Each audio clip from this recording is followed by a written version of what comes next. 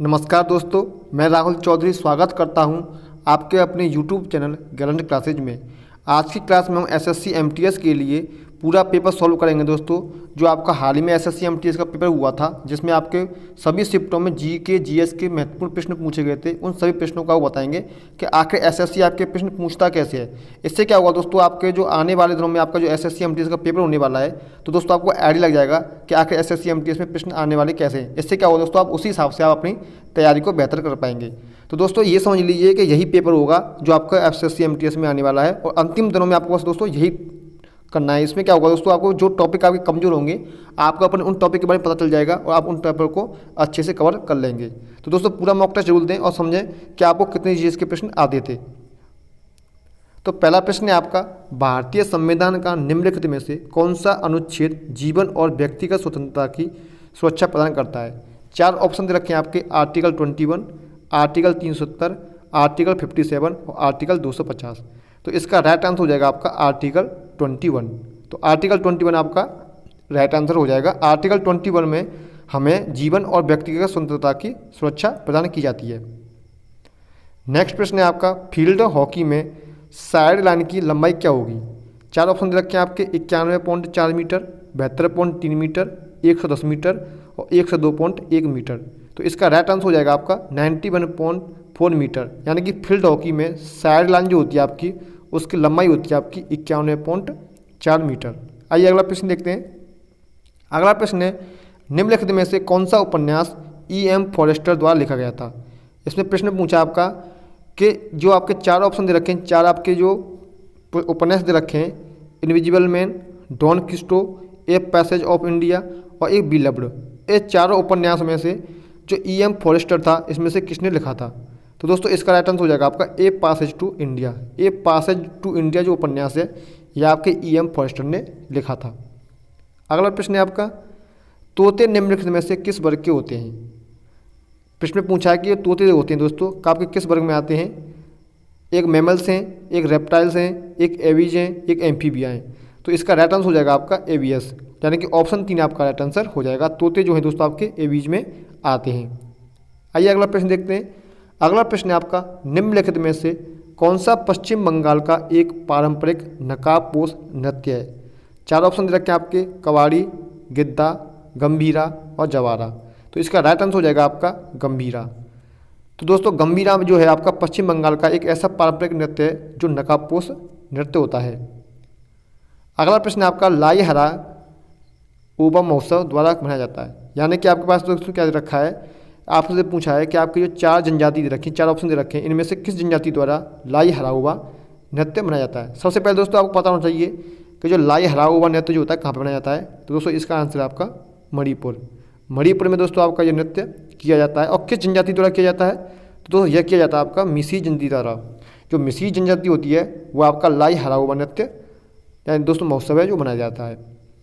अगला प्रश्न है आपका, निम्नलिखित में से कौन 2019 में पद्मश्री प्राप्त करने वाली पहली ट्रांसजेंडर भरतनाट्यम नर्तकी थी। दोस्तों ये आपके एग्जाम में पूछा गया था कि 2019 में पद्मश्री प्राप्त करने वाली पहली ट्रांसजेंडर भरतनाट्यम नर्तकी कौन थी। तो दोस्तों इसका राइट आंसर हो जाएगा आपका नर्तकी नटराज, यानी कि ऑप्शन 4 आपका राइट आंसर हो जाएगा।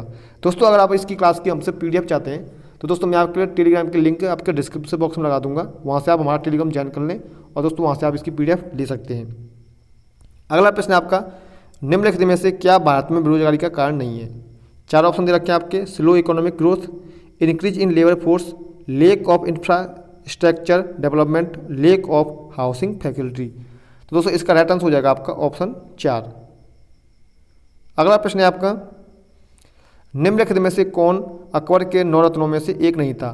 दोस्तों आपको अच्छे से पता होगा अकबर के आपके 9 रत्न थे। तो प्रश्न पूछा आपका, इन 9 रत्नों में से ऐसा कौन सा व्यक्ति था जो आपके 9 रत्नों में नहीं आता था।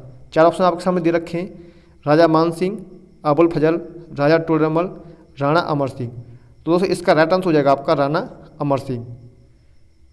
आइए अगला प्रश्न देखते हैं। मुगल सम्राट औरंगजेब ने अपनी पत्नी दिलरास बानो बेगम की याद में किस मुगल स्मारक का निर्माण किया था। दोस्तों आपके मुगल वंश से आपके 2 प्रश्न पूछे गए थे, तो दोस्तों आपको मुगल वंश को अच्छे से कर लेना है। तो इसका राइट आंसर क्या हो जाएगा आपका, राइट आंसर हो जाएगा आपका बीबी का मकबरा। तो दोस्तों मुगल सम्राट औरंगजेब ने अपनी पत्नी दिलरास बानो बेगम की याद में बीबी का मकबरा बनाया था। अगला प्रश्न है आपका, फरवरी 2022 तक निम्नलिखित में से किसे हाल ही में यूजीसी अध्यक्ष के रूप में नियुक्त किया गया था। दोस्तों ये भी आपका उस टाइम का प्रश्न पूछा गया था। इसका राइट आंसर आपका एम जगदीश कुमार। एम जगदीश कुमार को यूजीसी अध्यक्ष के रूप में नियुक्त किया गया था। दोस्तों ये अभी भी प्रेजेंट में ये हैं। अगला प्रश्न है आपका, प्रश्न क्या पूछा है, 1927 में इंग्लैंड में ब्रिटिश सरकार ने भारत के राजनीतिक भविष्य को तय करने के लिए लॉर्ड साइमन की अध्यक्षता में एक आयोग भेजने का फैसला किया था।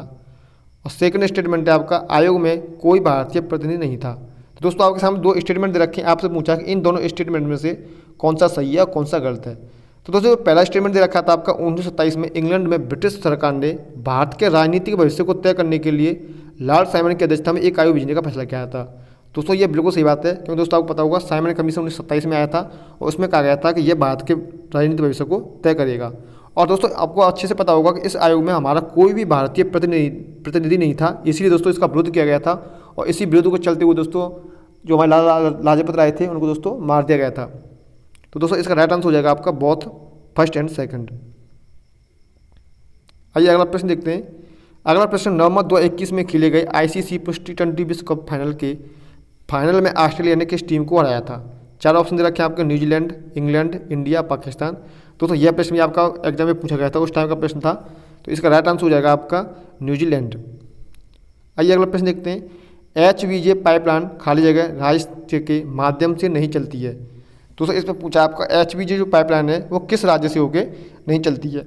चार ऑप्शन दे रखे हैं आपके, राजस्थान, गुजरात, मध्य प्रदेश, कर्नाटक। तो इसका राइट आंसर हो जाएगा आपका कर्नाटक। आइए अगला प्रश्न देखते हैं। मार्च 2022 में केंद्रीय जल शक्ति मंत्री गजेंद्र सिंह शेखावत द्वारा ग्रे वाटर प्रबंधन के लिए खाली जगह अभियान शुरू किया गया था। तो दोस्तों कौन सा ऑप्शन है आपका, डोनेटिव पेंशन, सुजलाम 2.0, समर्थ, स्टैंड अप इंडिया। तो दोस्तों यह भी उस टाइम का आपका प्रश्न पूछा गया था और इसका राइट आंसर हो जाएगा आपका सुजलाम 2.0।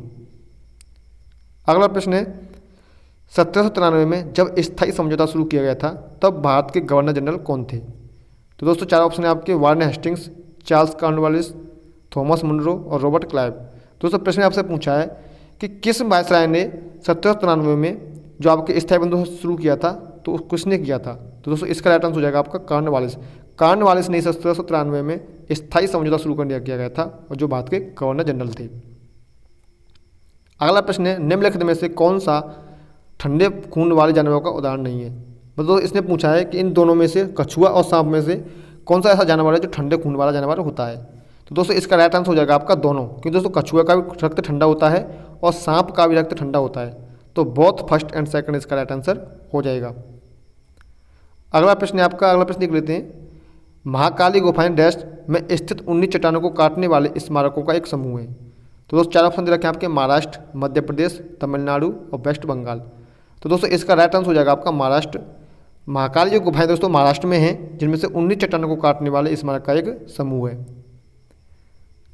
अगला प्रश्न है, डिफेंडिंग इंडिया पुस्तक के लेखक कौन है। तो दोस्तों आपके पुस्तक और लेखक से आपको दो प्रश्न पूछे गए थे। तो डिफेंडिंग इंडिया पुस्तक के लेखक कौन है।